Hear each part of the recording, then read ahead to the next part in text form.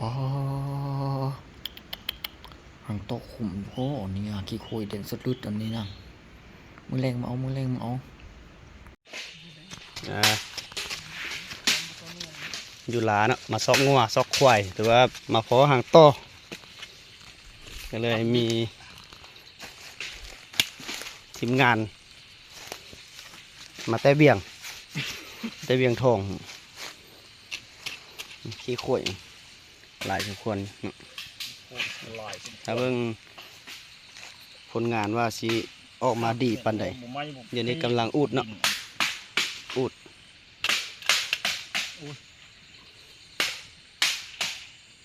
กำลังอุดต่ออันนี้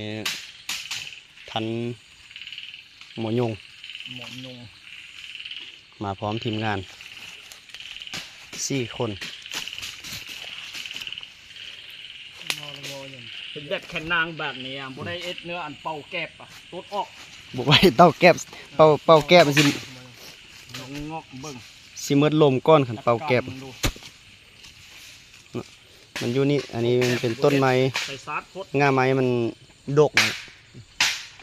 แต่อยู่ประมาณนี้แหละในต้นขี้ข่วย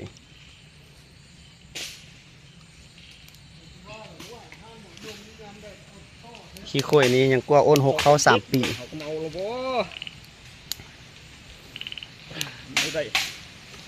คะแนนว่ามีนะวันเรือเขาก็มาเอาโตน เก็บบังเมื่อบ่แท้เก็บบังเมื่อแม่แท้เอาวันนี้ออก บ่ละทุกคนนี้เลยก็ มาเอาอันบังน้อยเสื้อ เอาบังน้อยเสื้อเอานะสมมุติเข้าหูนี่คันอันบังซะมันนี่มันพอดีแท้เมื่อกี้นี่ บ้านขันใหญ่เฮง ใหญ่แกว่าอยู่ตีนผูมาซักว่าเลยซักก็ดังเถอะ เป็นอย่างเขาเลยเด้ควันออกควัน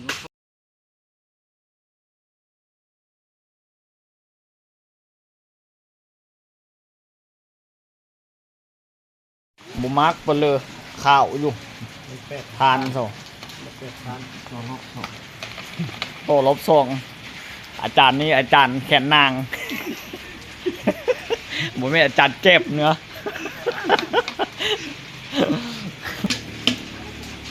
แม่กำลังเจ็บแม่จะเข้าอู้ยบ้านเลยอาจารย์โตอาจารย์แขนนางพันที่2พันเลยกับบุญเยินพันนี้กับบิดให้เปิดเครื่องนึงละเหลือแต่เครื่องนึงบอกลายเอาลายกะทิแต่จังหวะเราบอกเอาตัวหันห้อง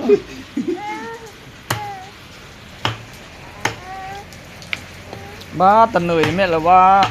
อยากขึ้นแต่นี่บอกอยู่นี่เด้อ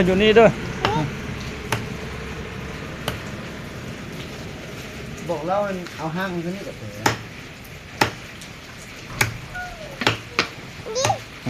ห้างเศร้ามีหลายแนวเด้อ ขับตัวโอนอันนี้ มียาดีหลายแนวด้วยห่าง